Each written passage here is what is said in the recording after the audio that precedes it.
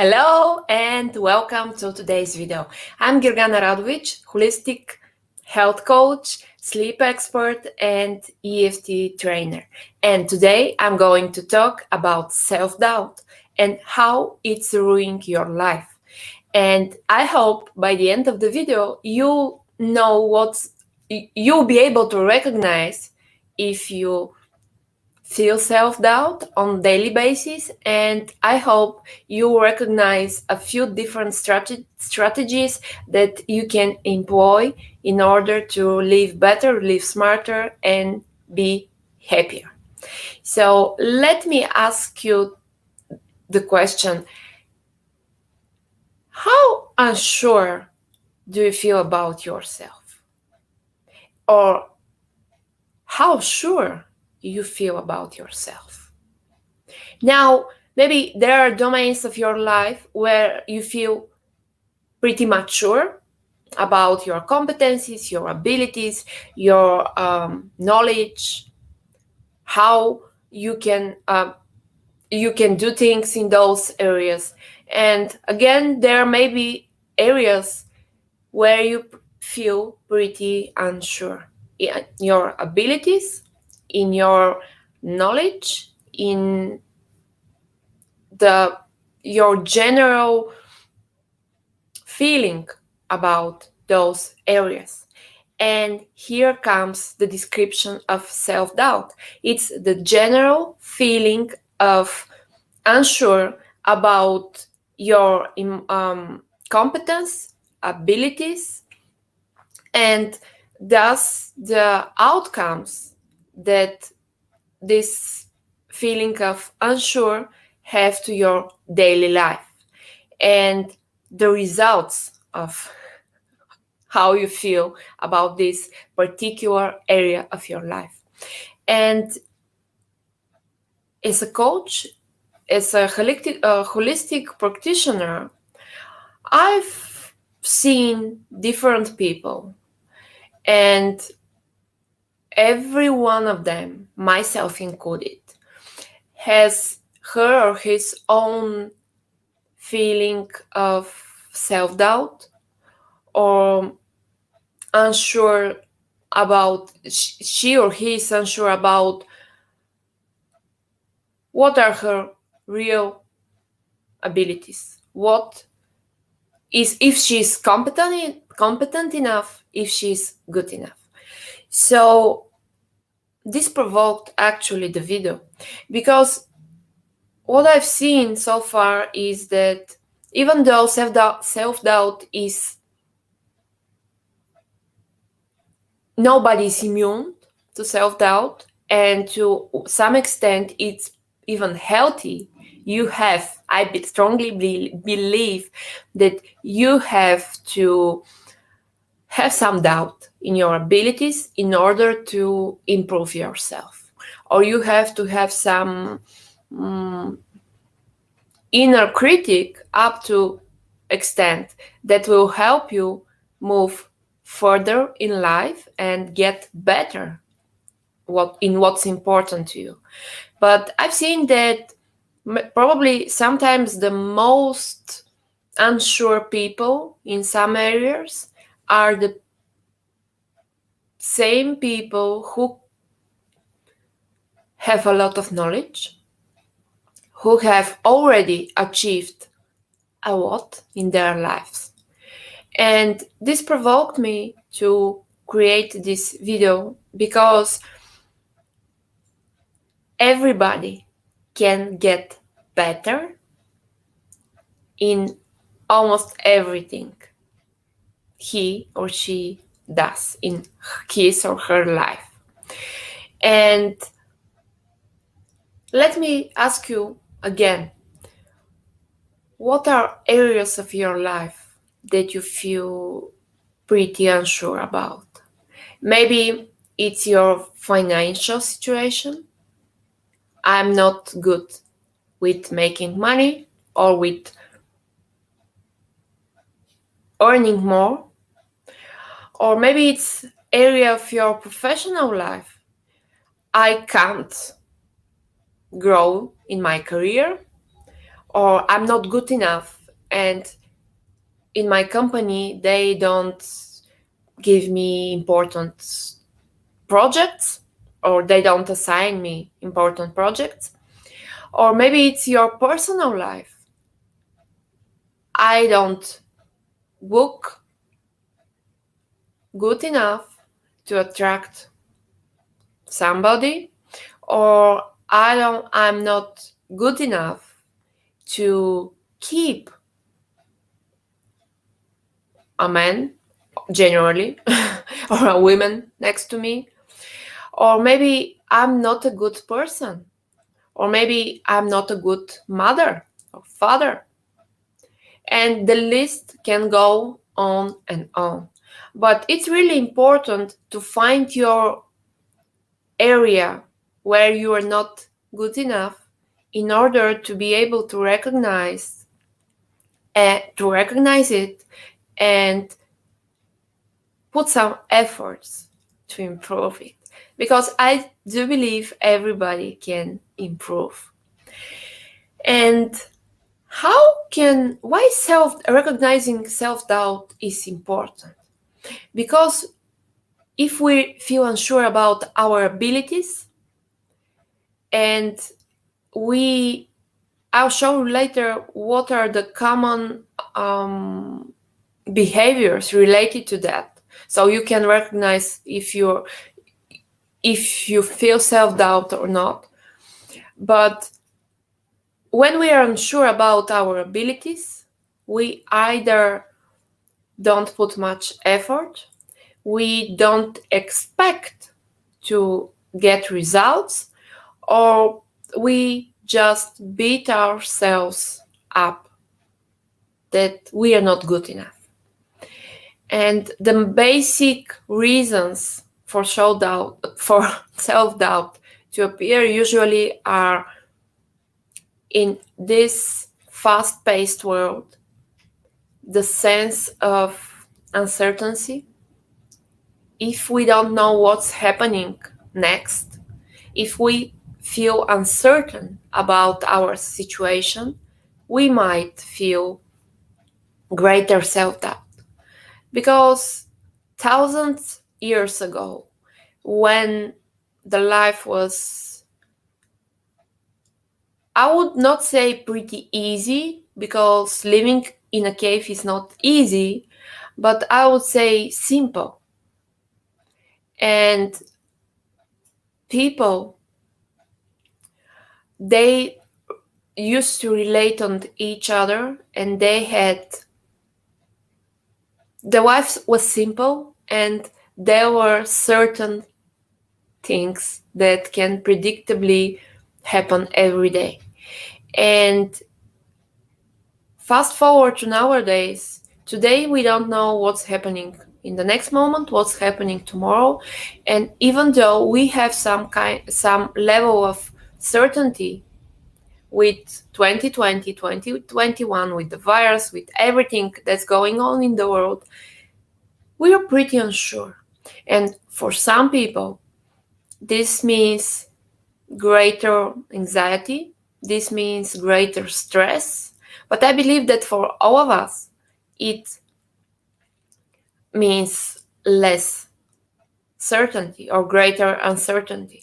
And to some extent, it bothers all of us. And of course, there are people who thrive in uncertainty, but most of us, most of us feel a little bit anxious, and this is a good place for self-doubt to stem out of that. So uncertainty is one of the root causes for self-doubt. The other one is the general expectation to be really perfect in everything. And I believe that it's absolutely true, or that's what every single woman or most of the women feel. We need to be great, not great. We need to be perfect in every single area of our lives. And if a few decades ago, I'm not saying it's right, I'm just giving an example here. So if a few decades ago it was expected from a woman to run the household, to take care of the kids, to cook, to take care of her husband, now we have million things to do. I'm not sure about you, but I'll give you my list so you can make a better list for yourself. But we have a house to take care of to some extent. We might have kids to take care of. We might have a husband or a spouse. We have usually, I believe all of you watching this video is here at this point, but we have professional life, we have a career, and we'd like to get better or advance in that career. And then we have relationships to nurture. We have appearance to take care of. We have million things that we must do every day. We must get better at it every day. And it puts a heavy burden on our shoulders. Why? Because you can't be perfect in everything, but you can surely hope to be perfect at everything, and that's where the burden comes from. But with this believing that we have to be perfect, we forget that perfection is something that doesn't exist. You can't be perfect. Perfection is boring. Even if you look at this, I've seen different pictures, but you get the idea. Now or then comes a picture of, say, a beautiful model who is greatly admired by millions of people. And then this picture is compared with computer-generated perfect face of maybe the same model or some other beautiful person. And what you see is that the perfect face means both sides are symmetrical and everything is perfect in the sense of our understanding of perfection, so to speak. And then you see these two faces and you find out that, and it's proven again and again and again with many studies like this, but people tend to like much better the real unperfect face. Why unperfect? Because every single one of us has her or his left side different than the right side, has one eye upper than the other, has the nose a little bit crooked to one side or the other. And that's what makes us human. That's what makes us beautiful. That's what makes us part of the huge family. And then you have this picture, the perfect one and the imperfect one, the real one. And people tend to prefer, to a great extent, the imperfect real one and don't like at all the perfect picture. So again, let me come back to the perfection point. You surely can strive to be perfect in every sense of every area of your life, but you are not going to be. But you can get better and better. And about this, I'm going to talk about this later in my videos. But let me come back to the strive for perfection. As I said before, this puts a heavy burden on our shoulders, And the other thing that we forget, the first thing was we forget that we can't be perfect, despite the fact how hard we try to be. And the other thing is that in order to get better in something, you need to do it again and again and again. And you you you need to take baby steps. That's how our kids, that's how our babies learn to do everything in life.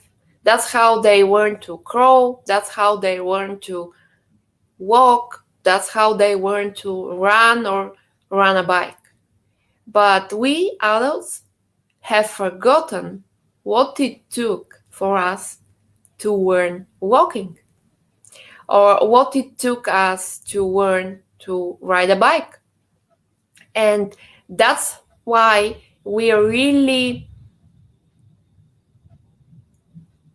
experiencing self-doubt. Hi Stacy, so glad that you're here. Please let me know uh, how much do you relate to the topic of self-doubt, and please let me know if you have any questions. So again, first thing is perfection. We are not perfect, but we have to be. And the second thing, well, even though we are not perfect, we can be our best, and it should happen overnight. It should happen tomorrow.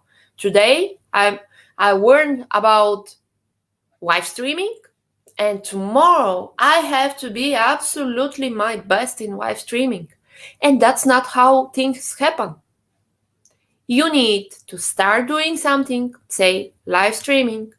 You need to figure out, especially if you're on your own, you need to figure out where to do that, how to set your scene, how to set your computer, where to put your camera, what to talk in this video.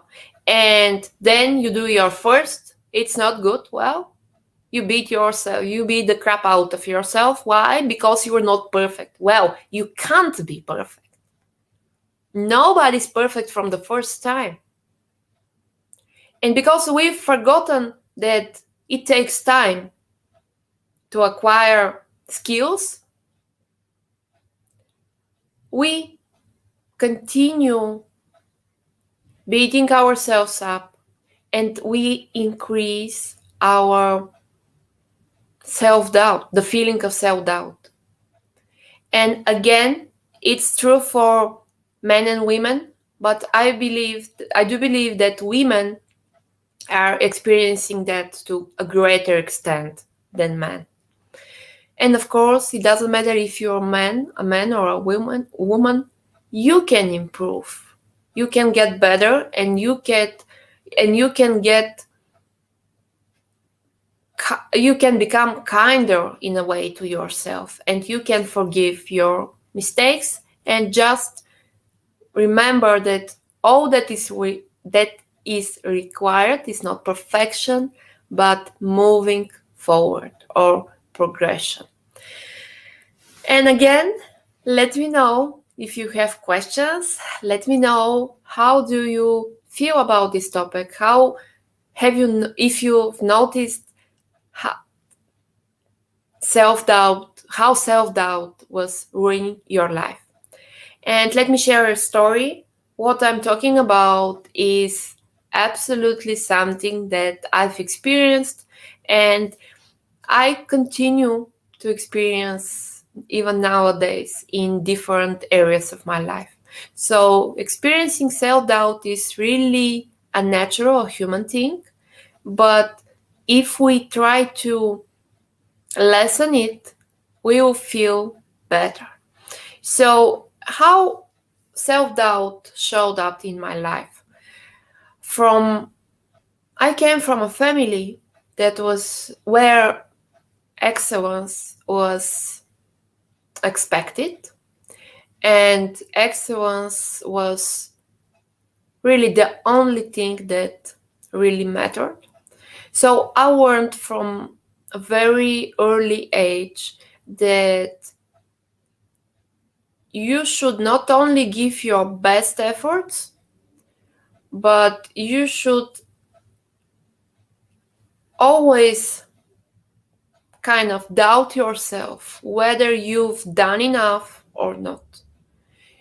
And I'm grateful to my parents for what they did for me. But now I see that some things could have been done in other way. And that's what I try to teach my clients or people who come to me. And I've learned it didn't really matter what I've achieved, because it could be better, actually. And it was kind of, well, you've done this thing, okay, it's good. And so what? It's good, it's expected from you. You should be this good. And next time, try to get better. And again, to some point, this taught me resilience. This taught me to strive for perfection. But at the other hand, it's very exhausting. It's very exhausting to run to try to achieve standards that are not humanly possible. And when we experience self-doubt, I'm sure that my story reminds you of your own story, and that's normal. But when we experience self-doubt, we are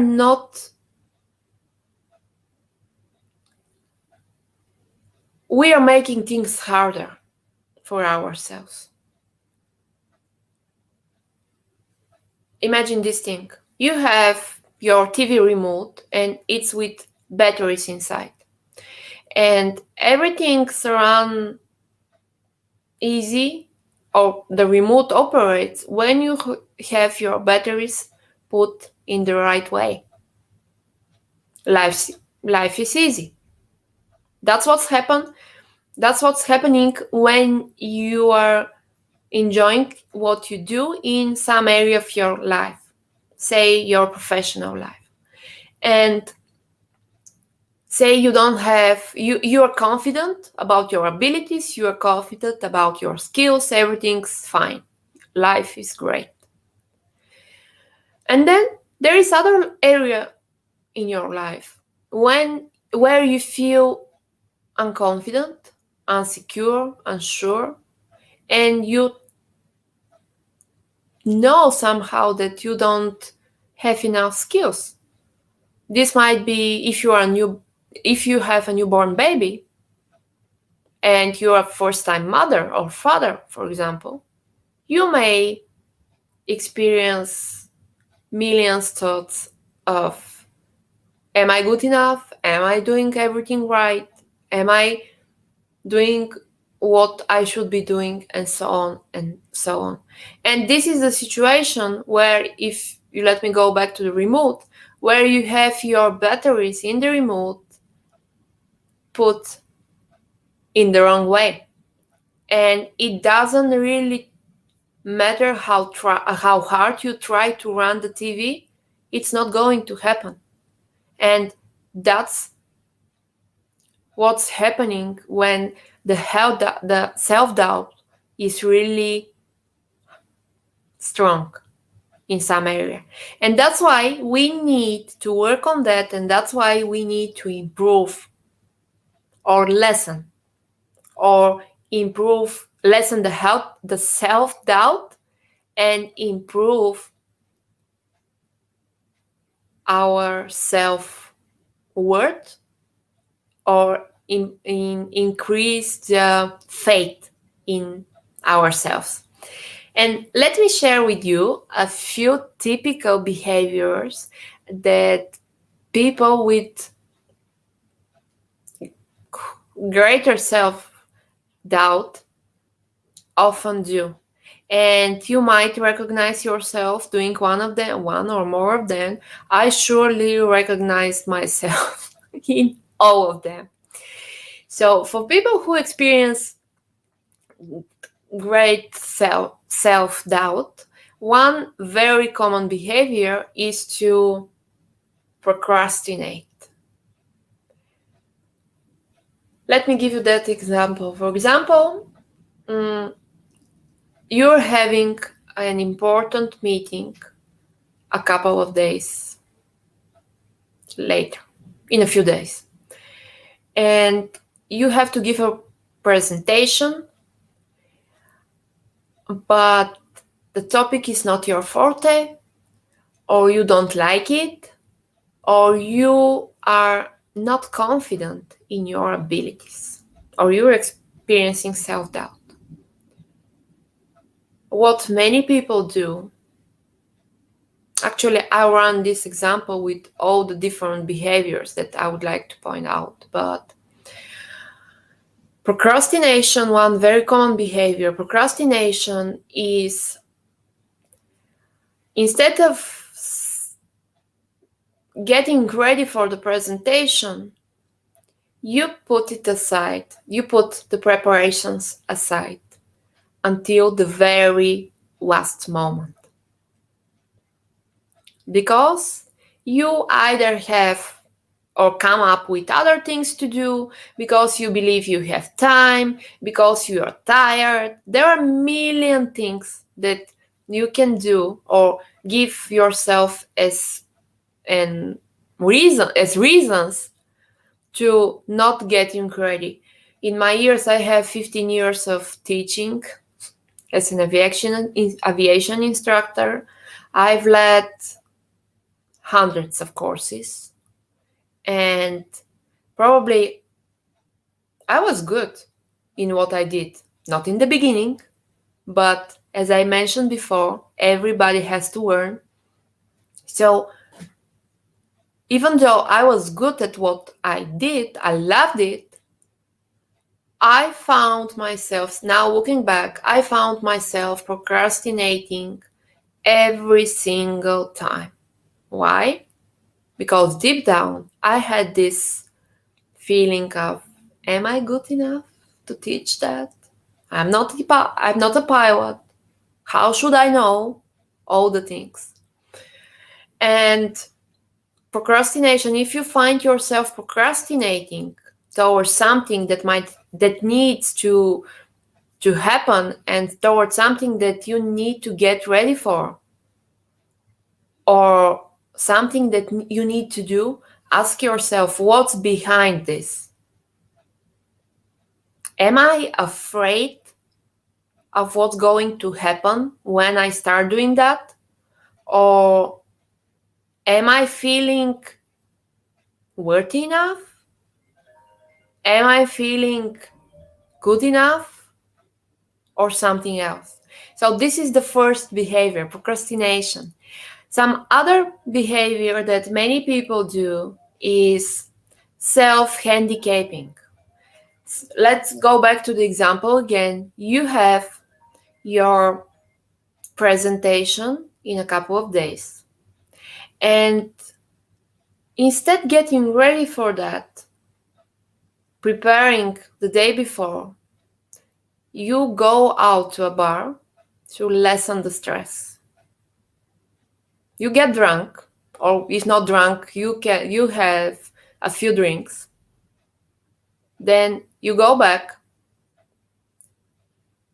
wake up in the morning, feel groggy because of the alcohol and probably the food you had. And then you say, well, it's not me.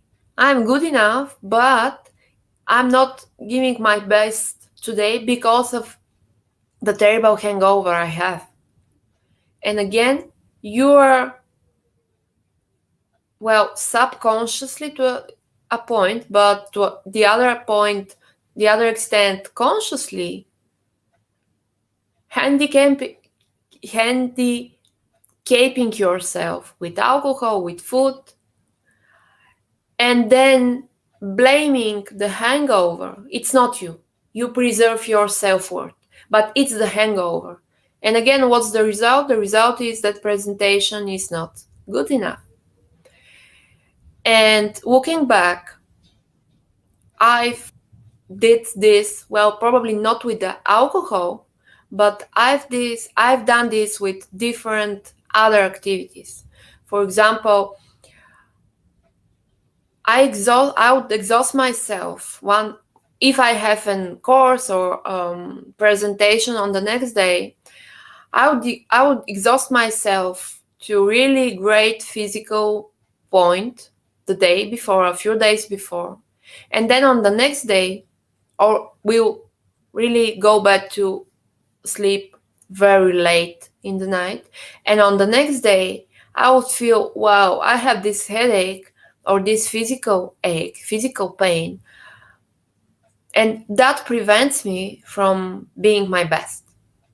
And again, if you find yourself experiencing this, doing this, ask yourself why I'm doing that. What's behind it? Is it related to my feeling of self-doubt, feeling of unworthiness or worthiness? Some other behavior that many people use. Whenever you have something, let's go back to the presentation again, and you have a colleague who runs his own presentation and makes a better presentation than you, you can think of you can think something like, well, he has these advantages because he has something, whatever it is, that I don't have. He or she, he might have some enhancements that I don't have. He might have, she might have some more experience or more resources or whatever they might have and you don't. And again, if you find yourself doing that, ask yourself, am I finding an excuse to cover my own feeling of self-doubt? Is it easier for me? Then some other behavior that is quite the opposite is sometimes some when you have this important meeting or presentation or organization or event, you can really overdo it. I've done that before. And you start preparing for this presentation and prepare and prepare and prepare and prepare. And then you are fine on the presentation, but you're completely run out afterwards. And again, the same question. Why am I doing that? This? Why am I trying so hard? Maybe because I don't believe in myself and I should be over prepared for everything. And the next important question, if I do this, what's the price that I'm paying? Usually it's exhaustion, it's lack of interest, it's burnout. I remember a few years ago, I was organizing a huge event, and it was really important for me, for what I do, for aviation psychology in Bulgaria. And I was preparing an annual conference, first of its kind, first and then second. And I was trying to be everywhere, to be prepared for everything, to get everything to absolute perfection. And then, after the conference ended, I was totally, absolutely burnt out and exhausted. It took me 2 years to recover in a point that to wish, to want, to organize the next one. That's what self-doubt can do for you. And one more behavior that I would like to share with you is so-called defensive pessimism. And I believe that in a sense we should be really practical about what we'd like to achieve, what we need to do, etc. But sometimes we are overly pessimistic in order to preserve ourselves in case the things don't happen to the right, don't happen the way we want them. And let's back on the presentation. Say you're getting ready for this presentation, but you're saying something to yourself or to others, something like, well, it's very common in Bulgaria actually to say something like, let's don't get highly emotional about this, or in positive way. Let's don't be happy about this in advance because it won't happen the way we expect it. And this negative pessimism is again trying to preserve our self-worth in case things don't go the way we expect them. Why? Because we knew from the beginning that it's not going to work.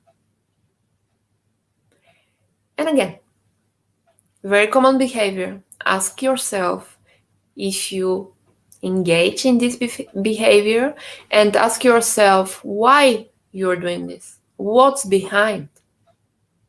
And then when you discover what's behind, you can easily work on that.